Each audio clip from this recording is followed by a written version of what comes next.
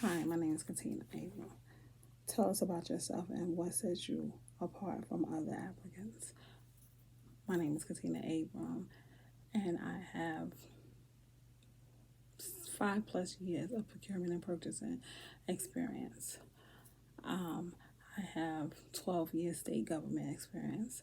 I moved from New Jersey, where I worked in the court system for 8 years, and then I came to Georgia and relocated to Georgia. Moved around a little bit. Started working for the government here, and at which time I totally changed my interest from the courts to purchasing and procurement.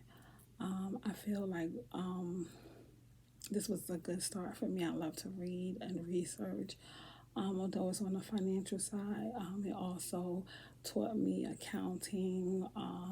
Not the best in it, but I am, I'm learning. I'm doing good. I can follow it. And there's always room for me to learn. And I think that's also a good point. I believe what sets me apart from anyone else is that I believe in leading by example. I believe in putting my best foot forward and making sure that each one that I do, that I'm able to teach the next person. I believe that as we all grow and move on, when I get up from any seat, that someone can sit in my seat and understand and follow what I've been doing all along as I sat in that seat. And that's by leaving good directions, being open, and just leading by example overall. The second question is to briefly describe your biggest professional weakness. I believe that my biggest professional weakness is that sometimes I get stuck on making sure that everything is perfect, which sometimes takes away from the assignment. And when I say that, is that I'll use, for example, now I'm in finance, I'm doing grant reporting, and I have, I need to know every component of this grant. It's not necessarily my job to know every component of this grant, but I feel like in order for me to better understand it, I need to know it. At which this is taken away from my assignment, my daily assignment, and what needs to be done because I'm spending a little bit too much time on it. And although I realize that, I know and I, again, get back to my assignment at hand. But although I realize that I'm spending too much time on this, I know that it's a weakness. It's a positive, but it's also a negative because I need to focus on what my regular job as well, not just everything that goes around it. So sometimes I get derailed or I get stuck on something a little bit longer, and I have to learn how to focus on the task at hand and not necessarily know everything that's around me at that time. So I feel like that is my weakness. Tell us about a time where you showed grit in your workplace. To be perfectly honest, I think, working in finance, the end of the fiscal year was, challenging. It was very stressful. We had to take on different avenues, made some things that we wasn't familiar with, some things that we wasn't. And people got a little upset, little frustrated. And during that time, you just took on different personalities and different responsibilities. So I would say like the end of our working year, just trying to deal with everyone and put everything on one accord was a time when it kind of reflected a not so great moment within the workplace.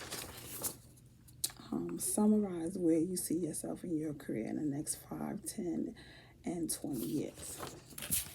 So, right now, I am a procurement officer.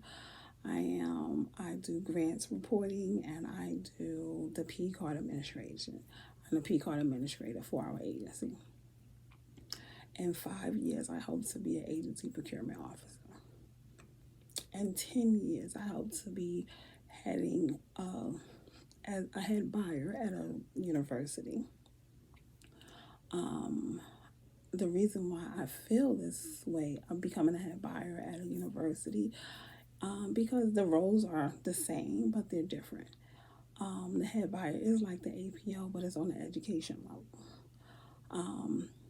I started out within the finance level with the procurement and purchasing, but within 20 years, I will hope to be over an educational program within the school system that buys into curriculums that help our students, that help give them what they need overboard. So I would hope to be someone who can influence what our kids need, what is needed on the higher level. Even if we're not necessarily within the education department, it will be maybe within the government, making an administrative role that makes decisions.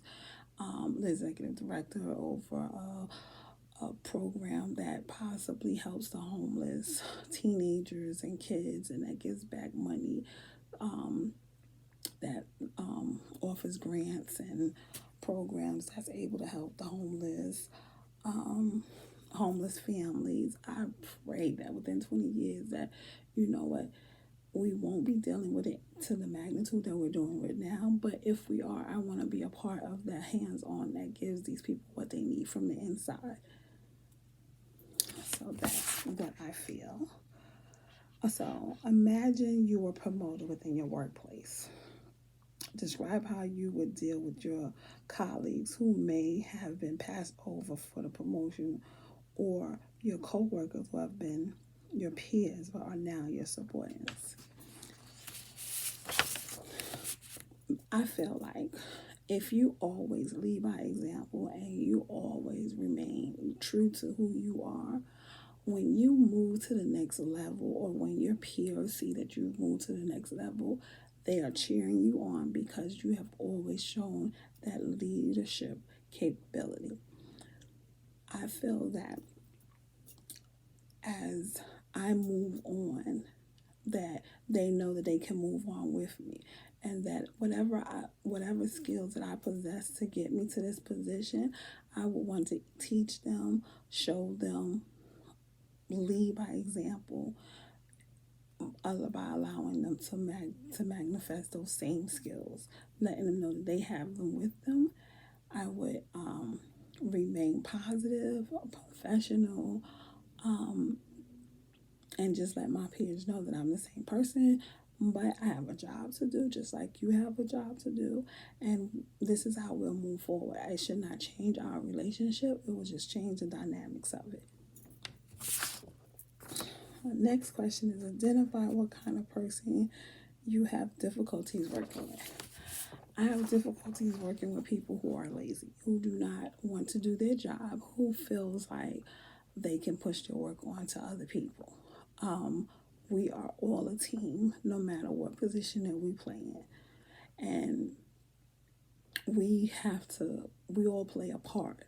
And no matter if you are a part of a big department or a small department, you have to understand that we all have to work as a team. Because if you're in a small department, you only have a few people. But your department is part of another department that's a part of another department, what makes you in a team. And we have to be a team together. We have to work as a team in order to get the job done. The next question is, explain how you handle conflict in the workplace with coworkers or with clients, patients, or customers. I don't have conflict with a customer, and everyone is a customer. And although you will have coworkers who don't agree with you, who will disagree, you have to learn. You have to always, no matter who you are, take the higher role. You have to always believe that, you know what, this confrontation is not worth my livelihood. So being combative with coworkers, with constituents, with customers is unacceptable, is not allowed, and I wouldn't be a part of it. Detail what motivates you, inspires you in the workplace. challenges. I love to be challenged. This motivates, this keeps me, it takes me to the next level. If I'm motivated, you're motivated. If you can challenge me to be able to do this task, I'm going to show you that I can do this task to the best of my ability and get you more involved to the next one. Summarize what you like best about your current and most recent jobs and why you are leaving a position. I love my job. I love that I'm able to just go in, make decisions, view, look at patterns, see what money is being spent, get an outlook of what needs to be done. I don't look at me leave. I just look at is that at this point I need to grow. I'm trying to grow to the next level. In order for me to get to the next level, because I have done all that I can do here, I need to be able to move on. And I feel like this promotion and this opportunity is going to give me that experience.